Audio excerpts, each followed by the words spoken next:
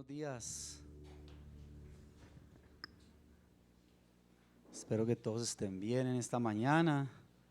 Y bueno, como siempre es una bendición, es un regalo de Dios compartir con ustedes la palabra que el Señor nos da y poder ser entonces edificados. Estamos viendo algo relacionado con el Seol, el infierno, y bueno, la semana pasada pudimos entonces comenzar, darle inicio a este tema, las mentiras, las verdades acerca del Seol, de qué es esto, de qué se trata, qué es lo que Dios nos quiere mostrar a través de todo esto, ¿sí? Algo que espero de lo que vimos la semana pasada haya quedado claro es que el Seol, el infierno como tal, no es como muchas veces hemos pensado, nos enseñaron en la religión tradicional, un lugar de tormento físico, un lugar de tortura física, ¿sí? Compartí algunas imágenes, quiero que las veamos nuevamente esas imágenes. Creo que queda mucho ahí de lo que uno aprende desde la religiosidad, y compartíamos también un poco lo que deja muchas veces literaturas, escritos, pensamientos que hombres dejan plasmados y que muchas veces se convierten como en ley, como que así es. Mirábamos lo concerniente al siglo XIII, cuando Dante Alighieri escribe la Divina Comedia, o lo que fue conocido como el infierno de Dante, y queda ahí como esas imágenes, como esos pensamientos, ¿sí? Que la semana pasada, hablando con una hermana, le pregunté que cómo se había sentido con la enseñanza, que no había podido venir, que si la había visto. Me dice que sí. Bueno, ¿y qué aprendió? Dijo, no, usted enseñó algo muy bonito, que el infierno era como un embudo, me dijo. Y que entonces allá iban las personas, y que de acuerdo a lo malos que fueran, así mismo entonces estaban unos más arriba, otros más abajo. Yo le dije, no, tiene que volverla a escuchar. Entonces les recomiendo, de pronto, los que no vinieron, vuelvan ahí. El pastor siempre envía el estudio. Entonces no es un lugar, no es un lugar físico, de tormento físico, de tortura física, porque es algo espiritual, porque el hombre no va en carne y sangre. Es un estado completamente diferente, es un estado espiritual de eterna separación eterna, muerte eterna, separación eterna de Dios. Esto les miramos desde dos puntos de vista. Habla la escritura como el lugar, la tumba, pero también ese lugar como que lleva allí, traga allí a la gente. Hablábamos que el Seol se refería específicamente un lugar donde las personas incrédulas, las personas apartadas de Dios, las personas que decidieron vivir en maldad, son llevadas allá. Entonces, la Biblia no nos deja ver en ninguno de sus pasajes que alguien justo, alguien que haya creído, haya descendido al Seol. Solamente habla que hayan descendido allí personas completamente apartadas, completamente olvidadas de Dios. Pero si lo miramos desde el punto de vista, ¿sí? De los justos, vemos que la palabra nos muestra que aquí, en esta tierra, en este momento, los justos somos librados, somos guardados de ir al Seol. Él nos guía, Él nos enseña, Él nos muestra, Él nos corrige para librar nuestras vidas del Seol. Hablamos también, ¿sí? Que sea para vida, sea para salvación, o sea para muerte, para condenación, toda persona que parte de esta tierra va a una segunda vida, va a un lugar en donde sencillamente cada uno, de acuerdo a su caminar en esta tierra, Asimismo, bien sea para salvación eterna, para vida eterna o para condenación eterna. ¿Sí? Vamos a mirar entonces lo que nos concierne la enseñanza de hoy. Y quiero que vayamos un momento a Marcos en el capítulo 9, versículo 43 al 48. Dice: si tu mano te fuera ocasión de caer, córtala. Mejor te es entrar en la vida manco que teniendo dos manos ir al fuego que no puede ser apagado, donde el gusano de ellos no muere y el fuego nunca se apaga. Y aquí quiero que prestemos atención, como les decía la semana pasada, cómo la palabra de Dios reitera 3 veces las mismas palabras. Dice: ir al infierno, al fuego que no puede ser apagado, donde el gusano de ellos no muere y el fuego nunca se apaga. Recordemos que vimos que en este contexto fuego se refiere a juicio, a castigo, y que gusano no se refiere tampoco a algo literal, ¿sí? Hablamos que el gusano, metafóricamente hablando, ¿qué hace un gusano en lo natural? Pues carcome, ¿sí? Está ahí carcomiendo.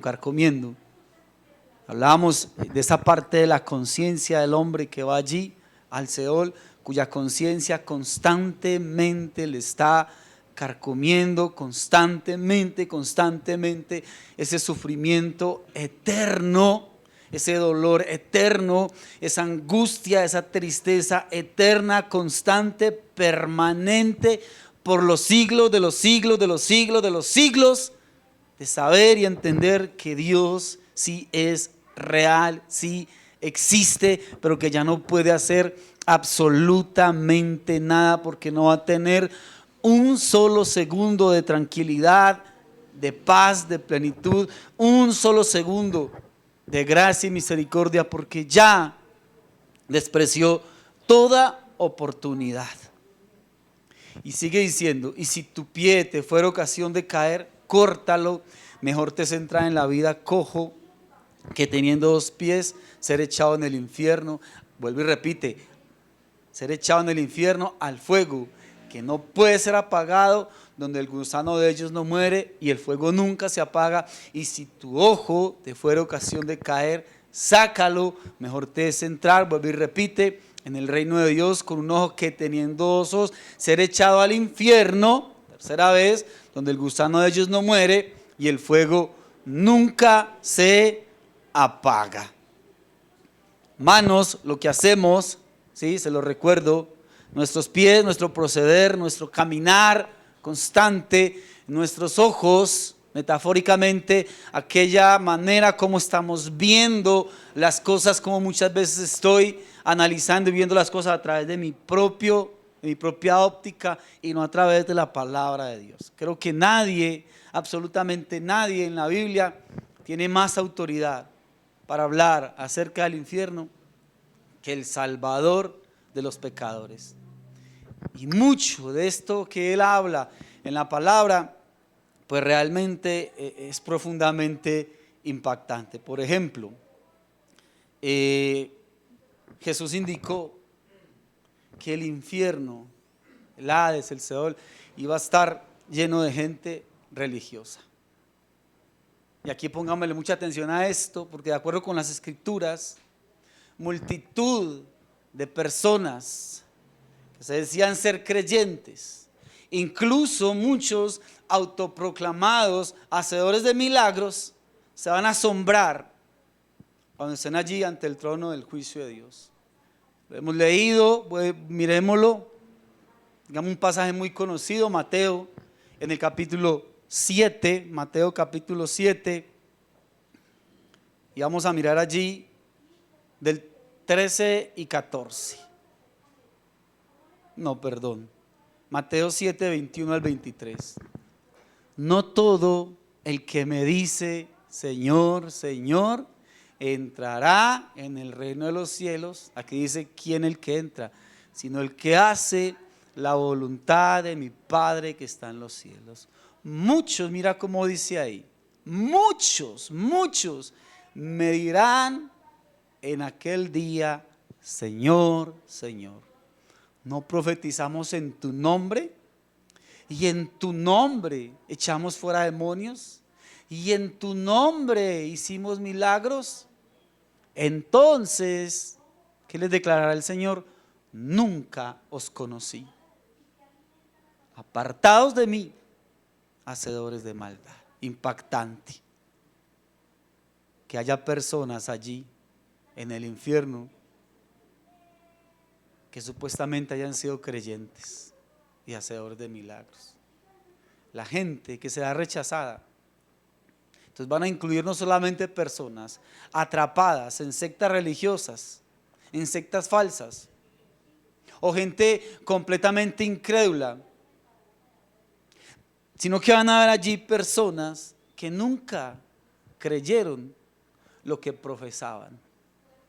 Una cosa era lo que decían o lo que profesaban, y otra cosa muy distinta, su proceder, su caminar, el hacer de sus cosas, como lo leíamos ahora. Tales personas lo que hacen es que cubren esa incredulidad, sus pecados, por allá ocultos, escondidos, lo quieren cubrir solamente con un barniz de religiosidad, que no es más que una triste y lamentable hipocresía. Entonces yo creo que con esto eso está indicando que la mayor parte, toda esa actividad religiosa que hay en muchos corazones, no es más que una autopista directo al infierno. Mateo capítulo 7, versículos 13 y 14, también demasiado conocido, dice ancha, Mateo 7, 13 y 14, ancha es la puerta, y es espacioso el camino que lleva ¿a dónde? A la perdición. Y vuelve y dice que son muchos, pero muchos los que entran por ella. Pero estrecha es la puerta y es angosto el camino que lleva a la vida, y pocos los que la hallan. Ahora, creo que hemos visto muchas veces y hemos escuchado muchas veces acerca de ese grupo, esa élite religiosa del tiempo de Jesús, como eran los fariseos, donde hubo mucha confrontación siempre por su proceder, su manera de decir, de querer hacer las cosas. Vamos a referirnos un poquitico para entrar a lo que el Señor Jesús les habló a ellos. Dice que los fariseos, lo sabemos, eran bastante meticulosos. Ellos observaban de una manera muy minuciosa las leyes, ¿sí? Eran hombres dedicados, eran hombres que eran muy respetados por el pueblo. La mayoría de los propios fariseos estaban en su humanidad bastante seguros, bastante convencidos de que ellos se merecían el cielo.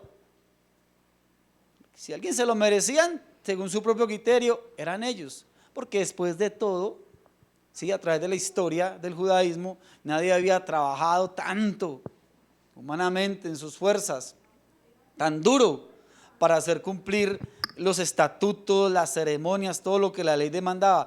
Pero uno ve que Jesús ni una sola vez los elogió.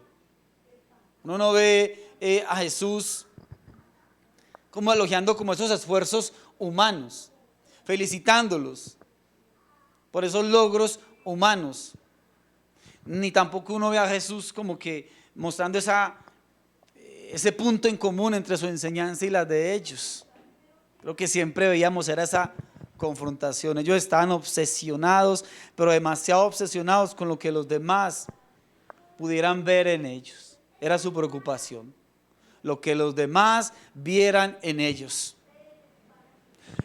cómo las demás personas los vieran actuar, era la preocupación. Pero el asunto es que estos fariseos se olvidaban demasiado de cosas bien grandes y bien delicadas, como el orgullo, la lujuria, la avaricia, la codicia, una cantidad de cosas que infectaban los corazones. Pero vuelvo y te repito, para ellos era más importante lo que pensaran y lo que vieran externamente en ellos.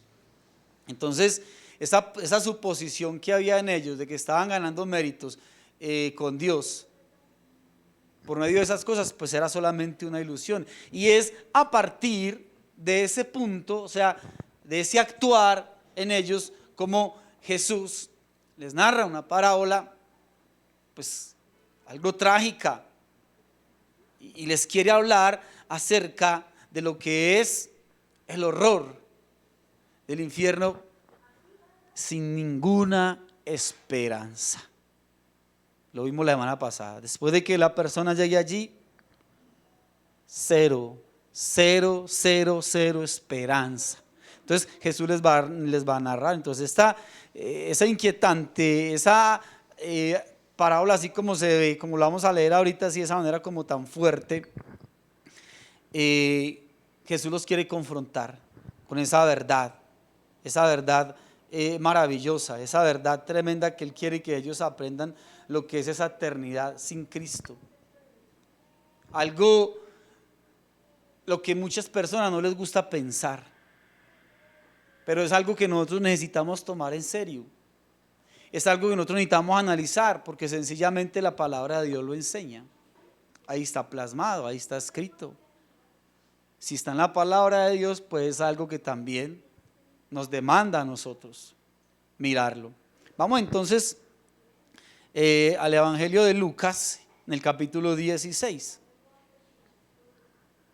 Vamos a mirar 16 del 19 en adelante. Lucas 16, 19. Muy conocida también. Dice que había un hombre rico que se vestía de púrpura y de lino fino y hacía cada día banquete con esplendidez. Había también un mendigo llamado Lázaro que estaba echado a la puerta de aquel lleno de llagas y ansiaba saciarse de las migajas que caían de la mesa del rico, y aún los perros venían y le lamían las llagas. Aconteció que murió el mendigo y fue llevado por los ángeles al seno de Abraham, y murió también el rico y fue sepultado. Y en el Hades, alzó sus ojos estando en tormentos. Ojo a esto, alzó sus ojos estando en tormentos y vio de lejos a Abraham y a Lázaro en su seno. Entonces él, dando voces, dijo: Padre Abraham, ten misericordia de mí, envía a Lázaro para que moje la punta de su dedo en agua y refresque mi lengua, porque estoy atormentado en esta llama. Pero Abraham le dijo: Hijo, acuérdate que resiste tus bienes en tu vida, y Lázaro también males, pero ahora este es consolado aquí y tú atormentado.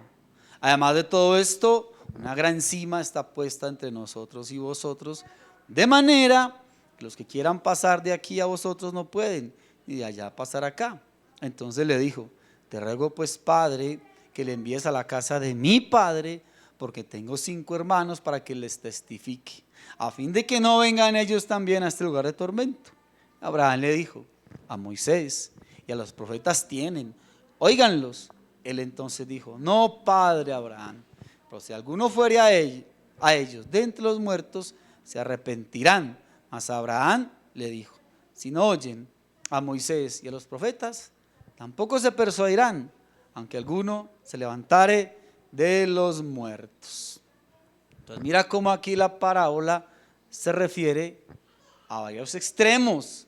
O sea, mire cómo va de un extremo al otro, o sea, del tormento a la comodidad, de la muerte a la vida y del infierno al cielo. ¿Qué personajes tenemos ahí? Un hombre tremendamente rico y un mendigo que vivía en la pobreza extrema.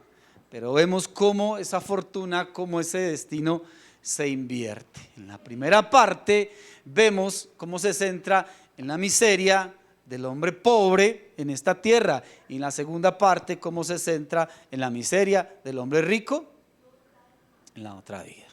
¿Sí? Entonces, entendamos algo.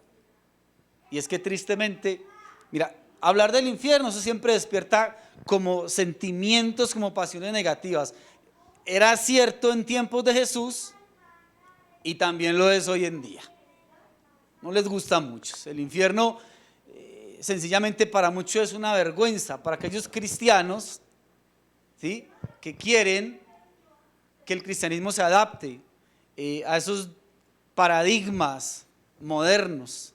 Vivir sin normas, vivir sin límites, inclusión de género, mente abierta. Entonces, para muchos cristianos, cuando esas cosas se tocan, eso es bastante maluco y vergonzoso y no quieren y se incomodan. Es un inconveniente también.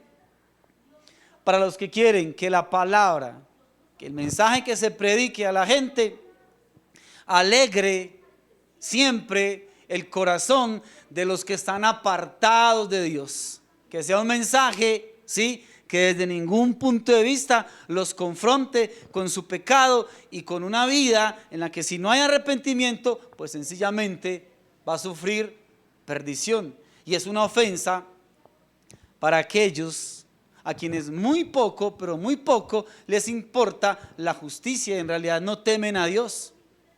Porque lo único que quieren es mantener una apariencia de piedad de todos modos. O sea, con que me vean, con que mi apariencia muestre algo de piedad, pues eso es lo importante. Y si ustedes han notado, podemos estar de acuerdo en algo, y es que muchos predicadores hoy en día piensan que deben de restarle importancia a lo que la Biblia habla acerca del infierno o sencillamente ignorarlo y no hablar absolutamente nada de eso. ¿Cuál es el objetivo? Pues que muchas veces el énfasis debe ser solamente en el amor de Dios, como que si tuviéramos que exonerar a Dios de lo que Él mismo habló, de lo que Él mismo dijo en la palabra. Claro que tenemos que hablar del amor, la misericordia, la gracia, el perdón de Dios. Y lo hemos escuchado muchas veces desde este púlpito, desde este lugar. Pero les repito, también tenemos que hablar de este aspecto, como es la condenación del infierno, del cual también Él habla en su palabra. Creo que en muchos pasajes, Mateo 25:46 dice, 25:46 de Mateo, que Él castigará a los malvados con castigo eterno. Muy claro, ¿no? Y en Mateo 25:41 dice que castigará con fuego eterno. Recuerden, vuelvo y les repito, que cuando habla de fuego, está hablando metafóricamente de castigo, de juicio. ¿Estamos bien? ¿Está ahí? Entonces la Biblia describe el infierno en repetidas ocasiones, como lo leíamos al principio, ¿sí?, como el lugar donde el gusano de ellos no muere y donde el fuego no se apaga. Nuevamente, esa conciencia ahí, el infierno de los infiernos, ¿sí? El sufrimiento de los sufrimientos, esa conciencia carcomiendo por toda la eternidad, de que ni por un segundo va a poder ya más, ni siquiera invocar y alabar el nombre de Dios. Lo leímos algunos pasajes donde nos deja ver que ya no hay allí lugar, ni siquiera para eso, donde el castigo va a ser constante, permanente, segundo a segundo, eternamente y para siempre. Ahora, hay algo que debe quedar claro, y es que yo estoy seguro que a Jesús no le regocijaba, no le daba ningún contentamiento hablar acerca de lo que significaban los horrores del infierno. Entonces yo no me imagino a Jesús contento, feliz de saber que las personas podían llegar a sufrir esto, ¿no? Nuestra cultura, ¿qué es lo que sucede con nosotros en esta cultura nuestra, esta cultura occidental? Y yo sé que nos ha pasado mucho. Nosotros vamos en dirección opuesta.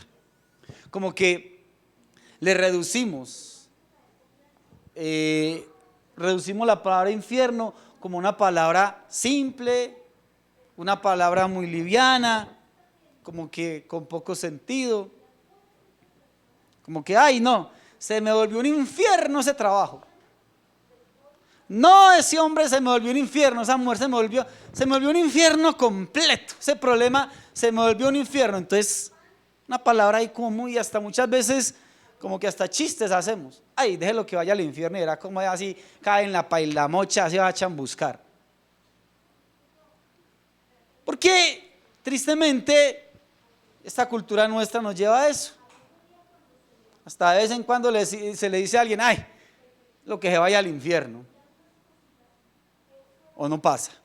Entonces el resultado, irónicamente, es que esa palabra infierno, se encuentra de manera muy, pero muy frecuente en los labios tanto de creyentes como de no creyentes, y se utiliza de manera muy fácil, muy ligera, muy alegre. Entonces yo creo que la intención principal de Jesús,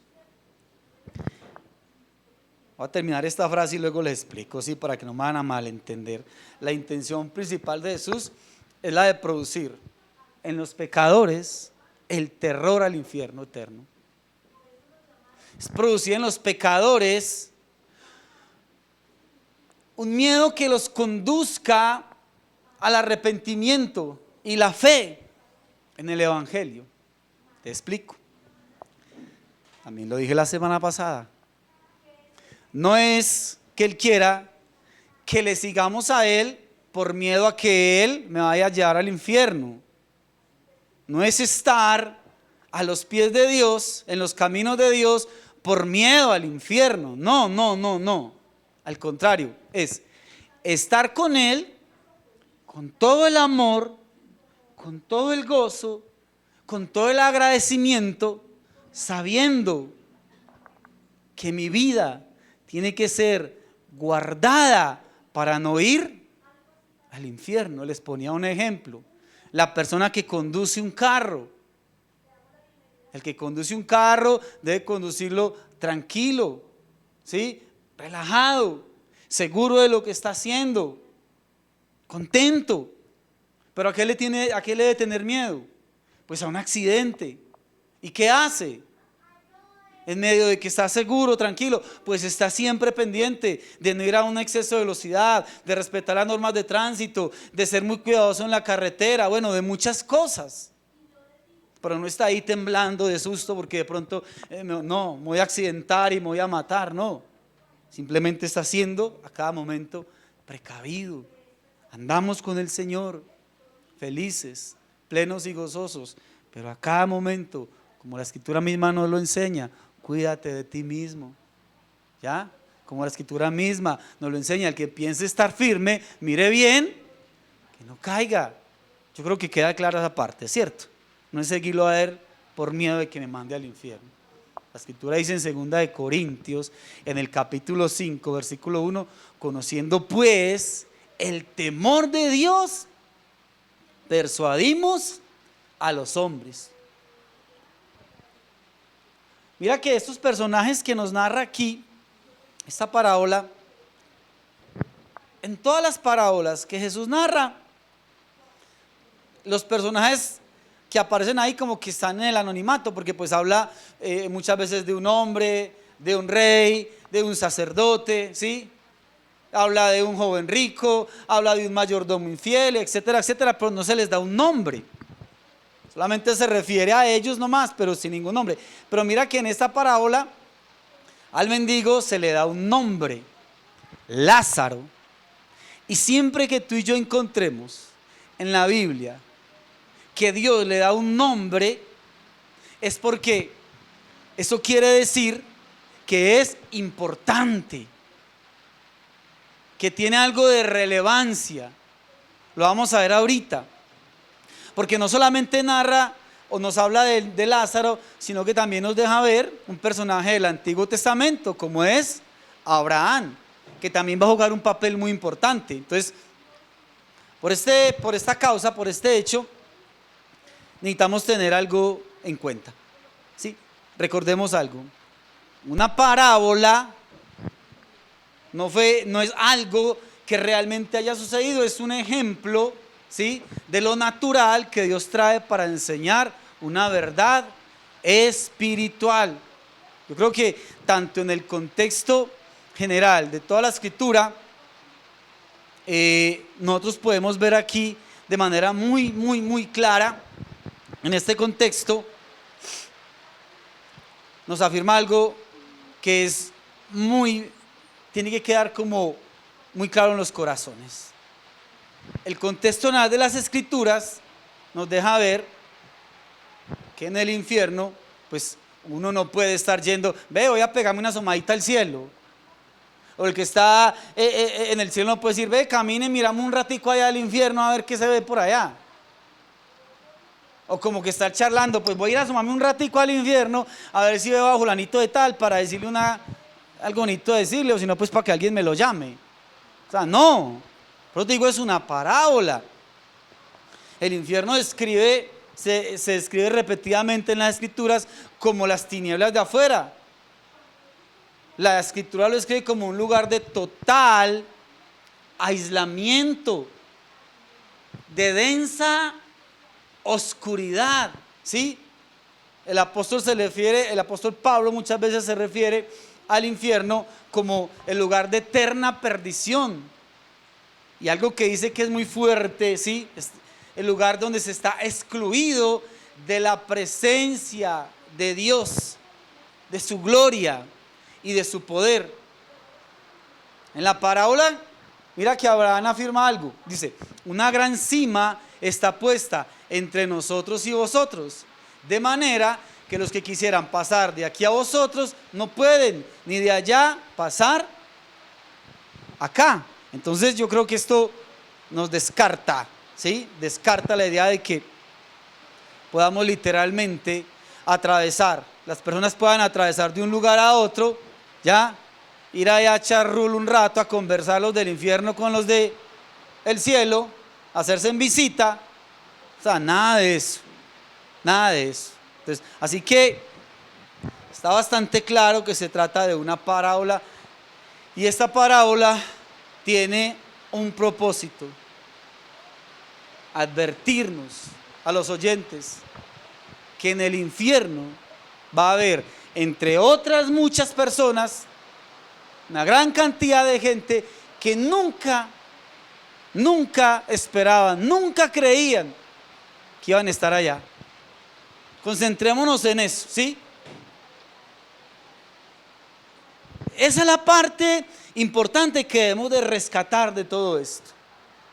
Dios nos quiere enseñar que van a haber personas allí, entre muchas otras, que nunca se imaginaron que fueran a ir a dar al infierno. Y eso es lo que debe quedar ahí. Esta parte de Lucas 16 nos presenta al rico.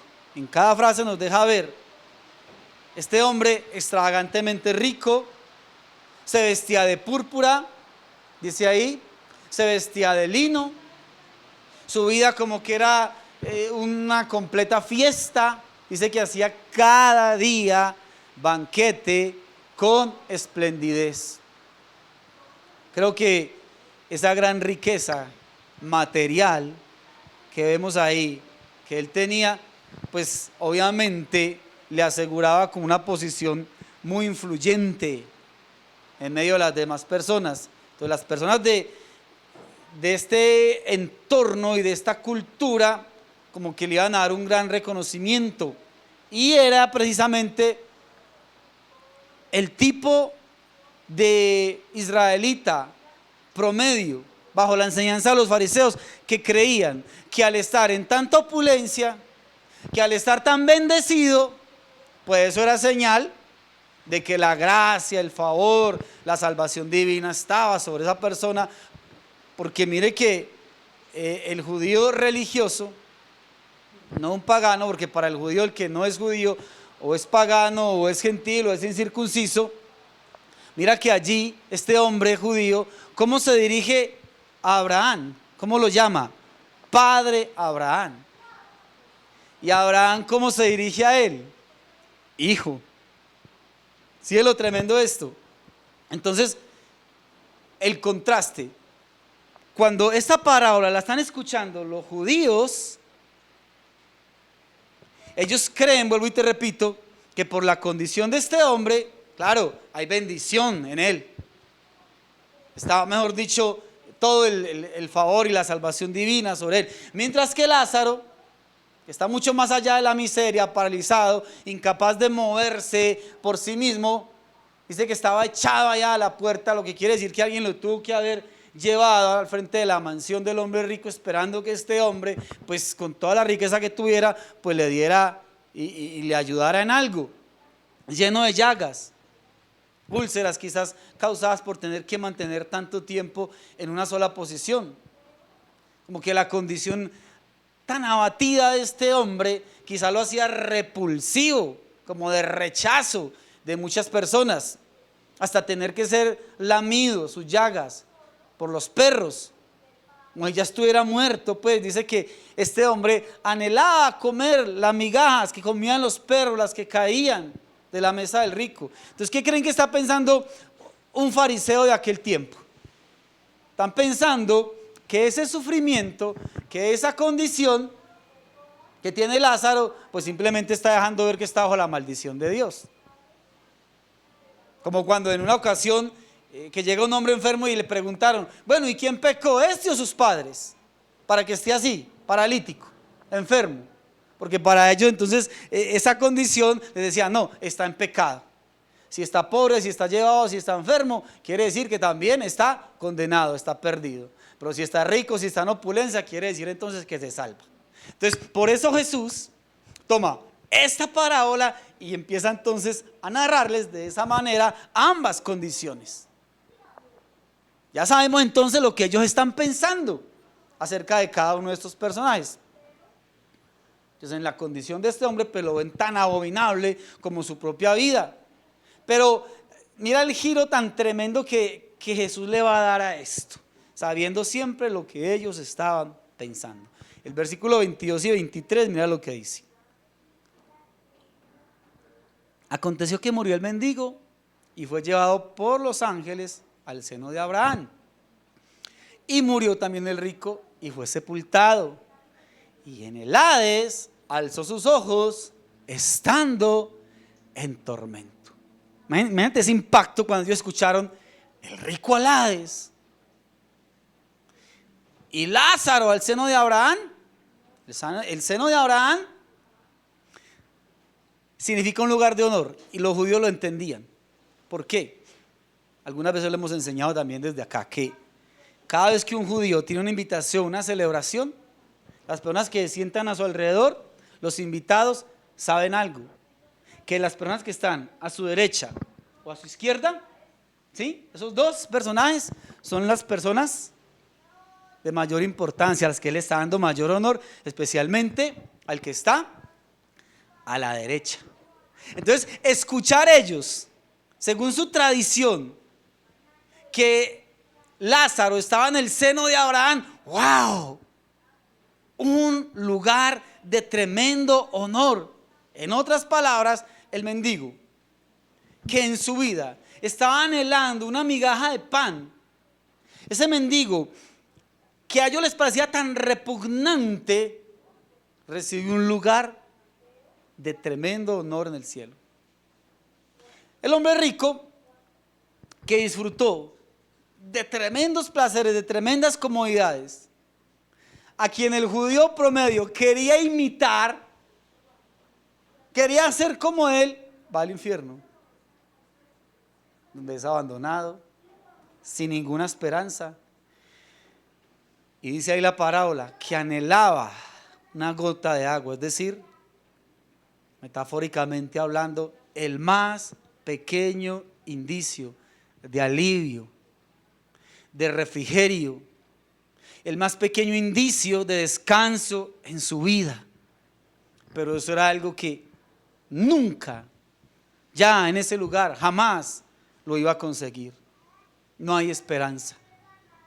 No hay un solo instante de pausa, de las agotadoras y eternas amarguras, acusaciones, en una mente que ya sabe que es completamente culpable y que no tiene esperanza. Yo creo que hay un poco de ironía en cada aspecto, este giro inesperado. Ellos lo ven de esa manera. Mira, Lázaro, como te decía ahora, es nombrado. Se le da nombre. Un mendigo llamado Lázaro. Mientras que el rico no se le da nombre. Lo que entienden los judíos claramente es que no es importante. Para ellos, un hombre rico, en opulencia, banquete, no sé qué, pero no se le da nombre. No es importante. Mientras que su tradición les deja ver, Lázaro, el solo hecho de darle nombre, deja ver la importancia. Y aquí viene entonces la súplica que el hombre rico hace y la respuesta que Abraham da al hombre rico. Pensemos en algo. ¿Por qué está el hombre rico en el infierno? Mire que uno lee la parábola y uno dice, no, pero es que ahí Jesús como que le carga algún pecado grave o notorio. Uno la lee y uno dice, ¿qué pecado hay ahí? Porque la historia no menciona, esa parábola no nos menciona a nosotros como que ninguna mala acción específica que haya cometido. Era como el ciudadano típico de esa sociedad. ¿Qué podemos notar leyendo? Pues que si era un hombre egoísta, como poco ajeno a la necesidad de los demás, en este caso de Lázaro, es lo que uno puede ver ahí. Uno no ve que le haya ayudado a Lázaro, pero tampoco uno ve en la parábola que el rico esté tratando a Lázaro mal, que lo esté echando a las patadas, absolutamente nada. No hay como que no hay una intercomunicación entre ellos dos.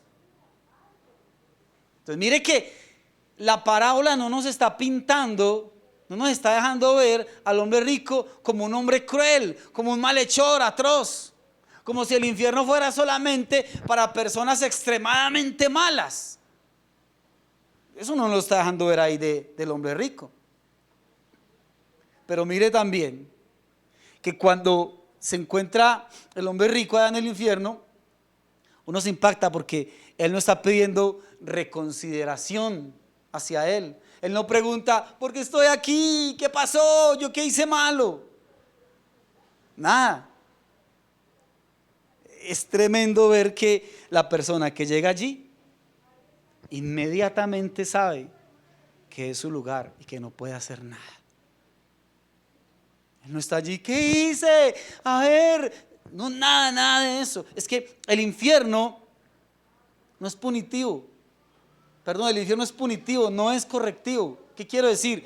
El infierno, el Hades, es un lugar ya de sentencia, de condenación.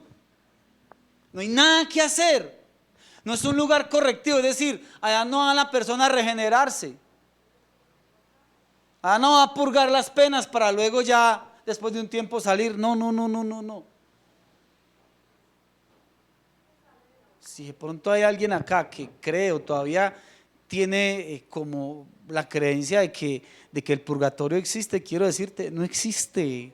La escritura no habla de eso por ningún lado. Así que él le dice a Abraham en el versículo 27 y 28, te ruego pues, Padre, que envíes a Lázaro, lo que le está diciendo, a la casa de mi padre, porque tengo 5 hermanos, para que les testifique, a fin de que no vengan ellos a este lugar de tormento.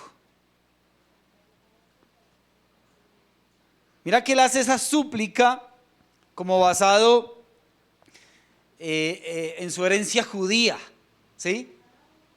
Y ahora él sabe por experiencia propia, estando allí, que el hecho de ser judío, que esa conexión genealógica para nada le sirve, que eso no lo va a llevar al cielo.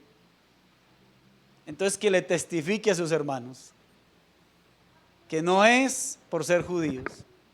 Era la hora de darse cuenta, ya no hay esperanza, ya nada puede hacer.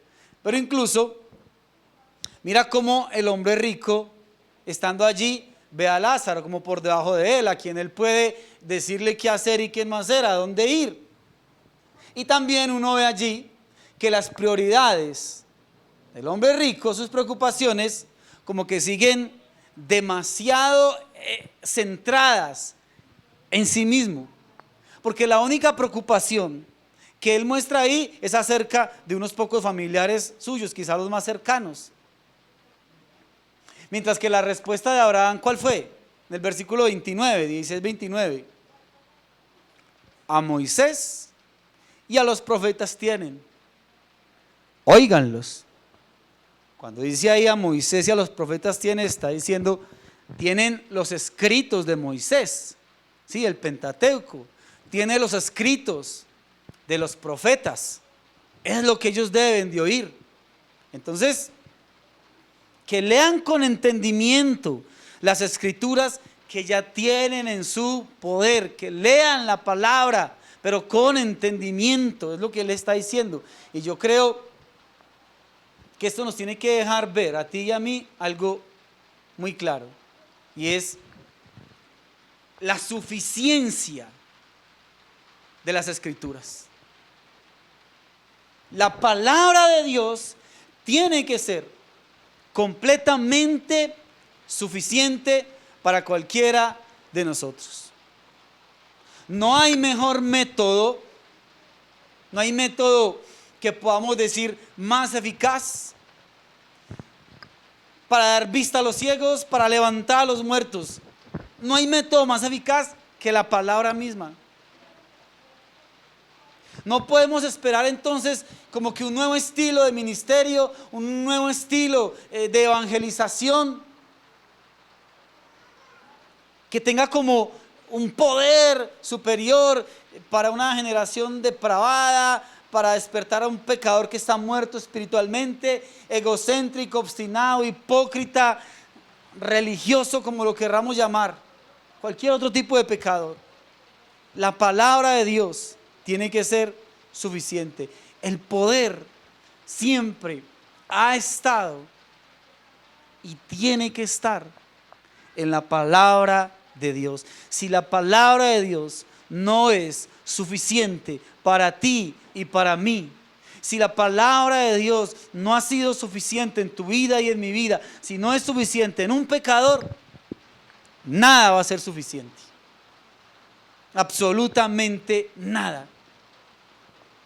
La petición del hombre rico era como ese eco constante de lo que Jesús escuchaba todo el tiempo, porque los fariseos estaban siempre pidiéndole más y más señales. Mira lo que el hombre rico está diciendo: que vaya un muerto a ellos, ¿sí? Y que ese milagro de que alguien que murió vaya a ellos y les testifique, ahí sí van a entender. Y lo que le está diciendo ahí es: tienen la palabra. La palabra tiene que ser suficiente para ellos. Siempre estaban pidiendo señales. Mira Mateo 12:38, en la parte B. Dice: Maestro, queremos verte hacer alguna señal milagrosa. Era lo que le decían constantemente. Como que los milagros cotidianos, porque hizo muchos milagros Jesús. Entonces como que esos milagros cotidianos no eran suficientes para ellos. Como que estaban pidiendo algo cósmico, algo gigantesco, algo muchísimo más grande. Pero ¿cuál fue la respuesta de Jesús? Ahí mismo en Mateo 12, 39 y 40. La generación mala y adúltera demanda señal, pero señal no les será dada, sino la señal del profeta Jonás. Porque como estuvo Jonás en el vientre del gran pez 3 días y 3 noches, así estará el Hijo del Hombre en el corazón de la tierra 3 días y 3 noches. Palabras más, palabras menos. Jesús les está diciendo: les voy a mostrar la señal de todas las señales. La mamá de las señales, una resurrección. ¿Eso sería suficiente para los fariseos? Vamos a ver. Porque Abraham responde a esa pregunta. Volvamos a Lucas, ahí en el capítulo 16. Mira lo que le dice al rico. Si no oyen, Lucas 16:31, si no oyen a Moisés y a los profetas, tampoco van a creer, tampoco se van a persuadir, aunque alguno se levantare de entre los muertos. Tremendo lo que le está diciendo al hombre rico. Mira, te aseguro algo, que si no es suficiente la palabra, ni porque se levante un muerto, ellos se van a persuadir, ni así van a creer. Y esto como que nos deja ver ese principal aspecto de lo que Dios nos quiere enseñar a través de esta parábola, porque no es simplemente una advertencia acerca de lo que será ir al infierno, es una lección también acerca de lo suficiente que tiene que ser la escritura, las palabras en nuestra vida. Es como un alegato en contra de aquellos que escuchan la palabra de Dios sin tomar en serio el mensaje. Así es pues que mucho cuidado, porque tú y yo sabemos cuánto tiempo llevamos en los caminos de Dios y cuánta palabra hemos escuchado. Pero si se ha escuchado la palabra por un mes o por 20 años sin darle importancia, mira el resultado.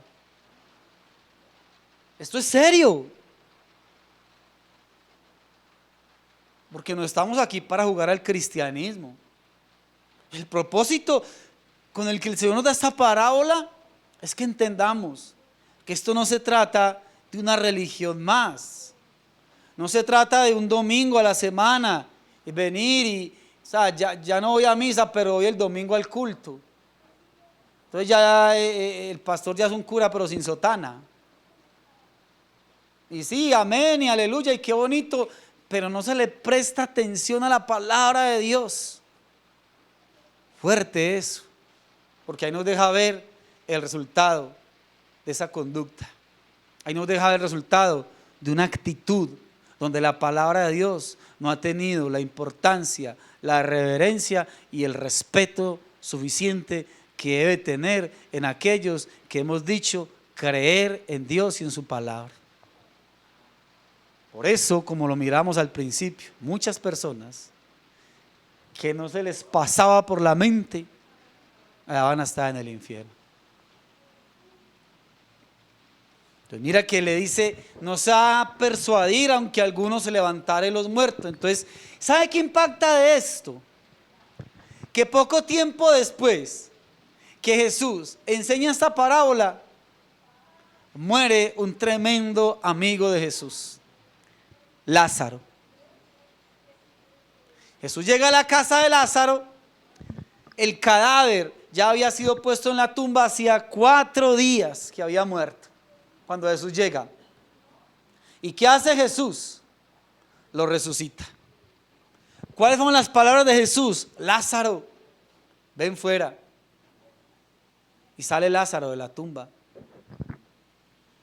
Mira lo que dice ahí en ese pasaje de la escritura en Juan capítulo 11, versículo 45, ese momento de esa resurrección. Dice en versículo 45, Juan 11, 45. Entonces muchos, esa palabra es impactante siempre que habla de los muchos. Entonces muchos de los judíos que habían venido para acompañar a María y vieron lo que hizo Jesús, creyeron en él. Fue un milagro inmenso, ¿sí o no? Tremendo milagro. Ahora, ¿cómo cree entonces que respondieron los fariseos? Seguramente si alguien regresaba entre los muertos iban a creer, ¿verdad? Completamente equivocado. Mira lo que sucede. Ellos convocaron, desde ese momento de esa resurrección, convocaron todo un consejo con un solo objetivo: ¿cómo vamos a matar a Jesús? Ahí inmediatamente sucedió ese milagro. Qué confrontante, ¿no? Padre Abraham, envía a Lázaro allá a mis hermanos. No, no, no. Si no creen a Moisés y a los profetas, ni porque se levante uno entre los muertos. Se levantó Lázaro. Tiempo después. ¿Y qué hacen? Hay que matar a Jesús.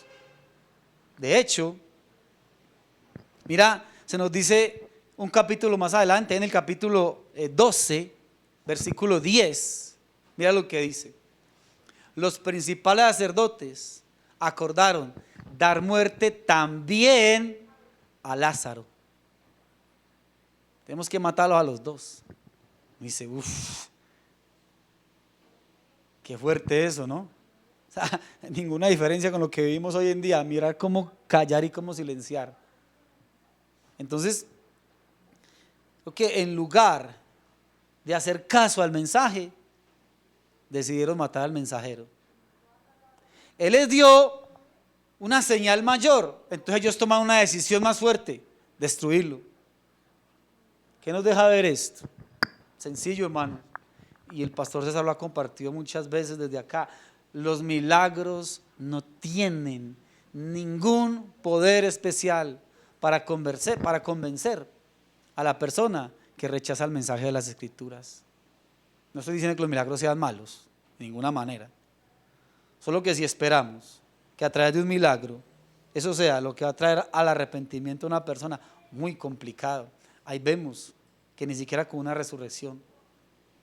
Porque es que el mensaje en sí, la palabra en sí, la escritura, dice Romanos 1:16, es poder de Dios para salvación a todo aquel que cree.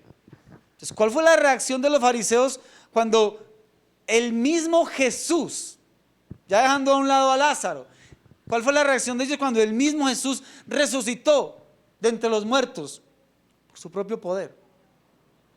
Mira lo que hacen inmediatamente después de la resurrección. Mateo 28:11 dice que Mateo 28:11 que uno de los guardias fueron a la ciudad y dieron aviso a los principales sacerdotes de todas las cosas que habían acontecido. Van y le dicen: ¿sabe qué? El tipo resucitó. Yo no sé cómo, pero ahí estuvimos pendientes. Nadie se durmió un solo segundo. ¿Se convencieron con esto? Tampoco. Ni siquiera con eso. Porque ahí dice Mateo 28:12-14. Y reunidos, Mateo 28:12-14. Y reunidos con los ancianos y habido consejo, dieron mucho dinero a los soldados diciendo: decid vosotros. Sus discípulos vinieron de noche y lo hurtaron el cuerpo, estando nosotros dormidos. Y si esto lo lleva el gobernador, nosotros le persuadiremos y os pondremos a salvo. Entonces, ¿qué hacen? Conspiraron contra la guardia para encubrir, para negar que había resucitado, y lo hacen con una mentira. Te repito, ningún milagro de cualquier magnitud puede convencer a alguien que oye el mensaje de las Escrituras, pero que lo rechaza, le estorba, le es pesado. Juan 12:48 dice: el que me rechaza y no recibe mis palabras, tiene quien le juzgue. La palabra que he hablado, ella le juzgará en el día postrero. O sea, hermanos, el día que tú y yo nos presentemos, el día final,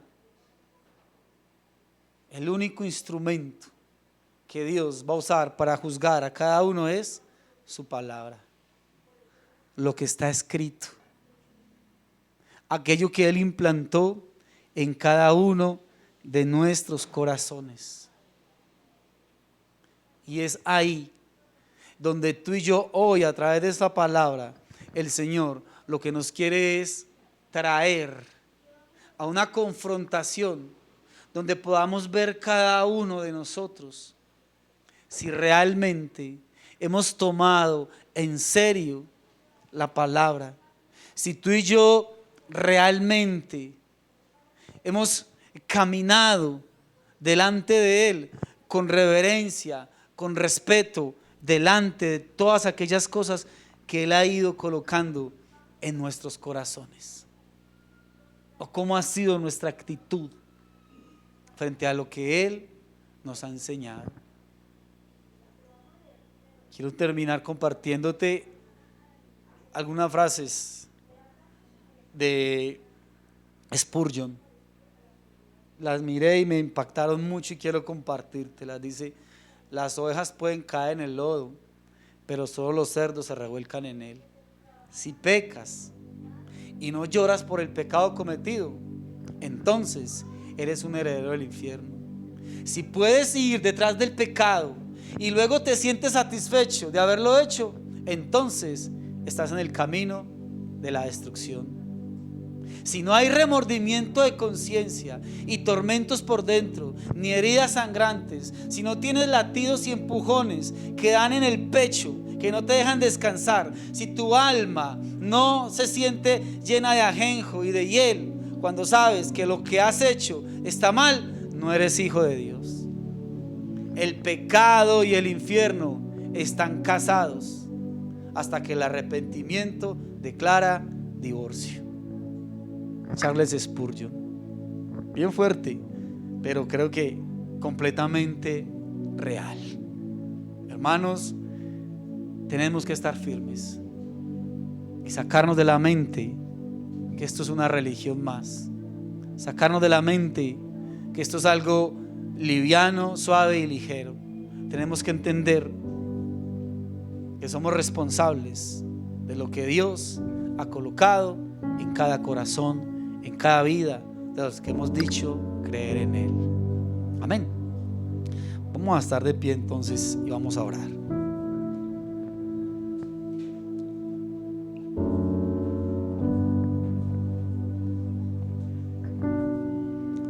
Dios, qué bueno eres tú y qué maravilloso que nos hablas una y otra vez,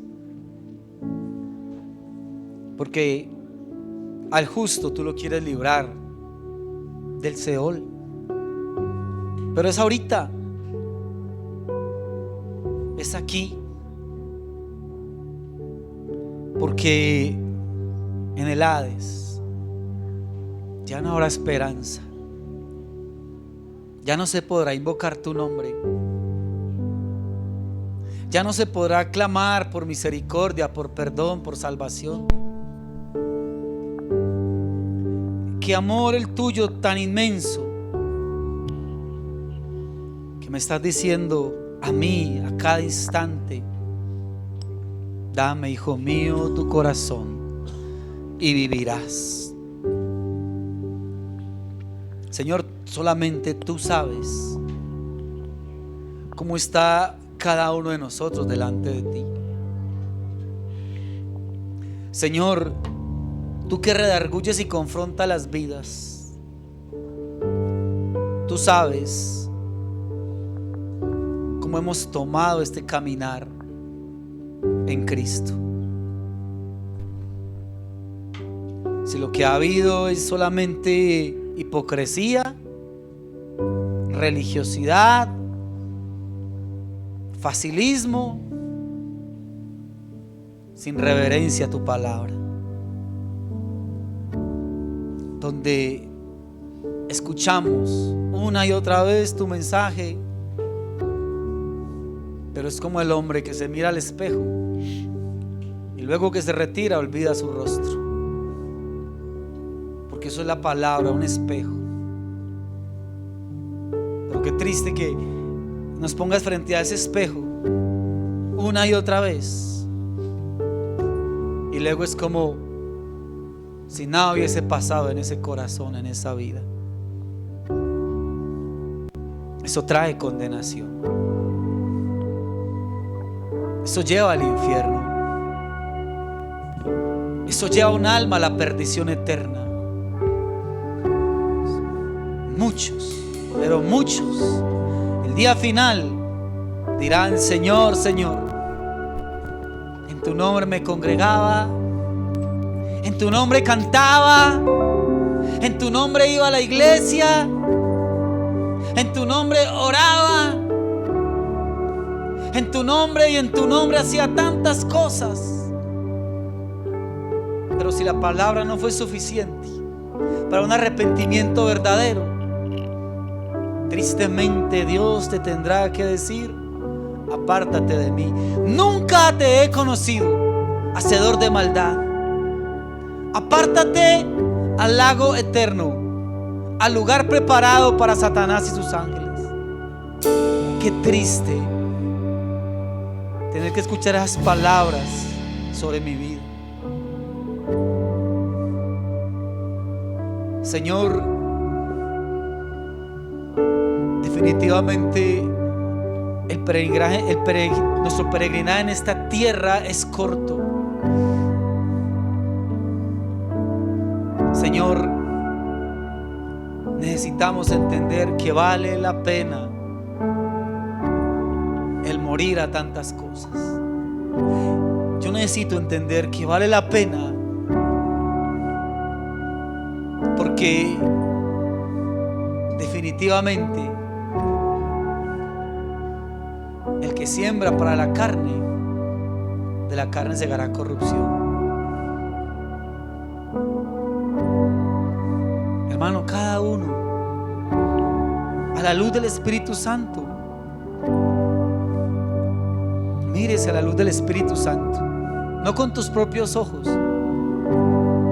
Porque si te miras a través de tus propios ojos, tú mismo te vas a decir: todo está bien, voy bien, no hay problema, Dios me ama, me perdona. Como Dios, que es tan bueno, me va a enviar al infierno. Muchos piensan de esa manera. Pues con tristeza y con dolor Él lo tendrá que hacer. Si no te has arrepentido, si no me he arrepentido. Entonces, mírate a la luz del Espíritu Santo. Y si hay áreas en tu vida, en mi vida, entonces clamemos en esta hora y digámosle a Él: Señor, trae un arrepentimiento profundo, sincero, un arrepentimiento verdadero a mi vida. Porque tú has venido para romper toda cadena. Porque tú has venido, Señor, para que todo muro, toda separación que había entre tú y nosotros se rompa. Porque tú has venido para darnos esperanza en ti, de salvación, de vida eterna. Pero solamente anhelas un corazón profundamente arrepentido, y que entendamos que esto va mucho más allá de una religión.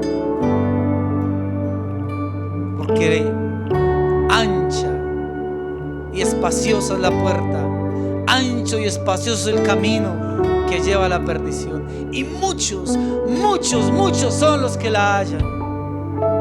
Pero estrecho, angosto es el camino, la puerta que lleva a la vida, y pocos son los que entran. Dile: Dios, yo quiero entrar por la puerta angosta. Sé que no es fácil, pero sé que contigo no es imposible. Y que si me has llamado y si has tocado mi vida, es porque tú sabes que de tu mano yo puedo. Piensa, amado hermano, y deja que el Espíritu redarguya lo más profundo de tu espíritu. Como esposo, como padre, como esposa, como madre, tu proceder, tu andar, tu testimonio en tu casa, no te quieren ver. Tu carácter, tu manera dura de ser. Quizás hay infidelidad, adulterio, pornografía. injusticia. Piensa en eso, jóvenes que están acá, cómo están conduciendo sus vidas, en qué se están deleitando. Hay fornicación, pornografía, masturbación, licor, deleite de la carne, mentira, engaño, llevados de las redes sociales, contaminados de tanta basura, deleitándose en tantas cosas que no alimentan tu espíritu.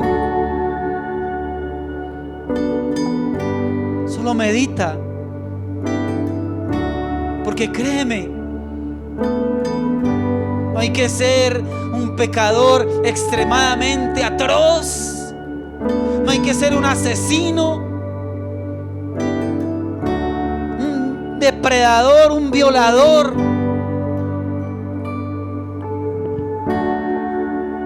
El infierno no está solamente para gente extremadamente mala, no. El solo hecho de no tener reverencia, respeto hacia la palabra de Dios, el solo hecho de mirarla de manera ligera y liviana, el solo hecho de entender y no querer hacerlo, te hace digno, me hace merecedor de la condenación eterna. Es así de sencillo. Señor, llévanos a un arrepentimiento sincero delante de ti. No queremos mirar más hacia lo malo y lo perverso, hacia aquello que contamina y daña mi corazón. Necesito mirar hacia tu santidad. Necesito mirar hacia la obediencia, el respeto y el amor hacia ti. Trae, Dios, sobre tu iglesia ese arrepentimiento genuino que nos lleva a amarte y a obedecerte por sobre todas las cosas.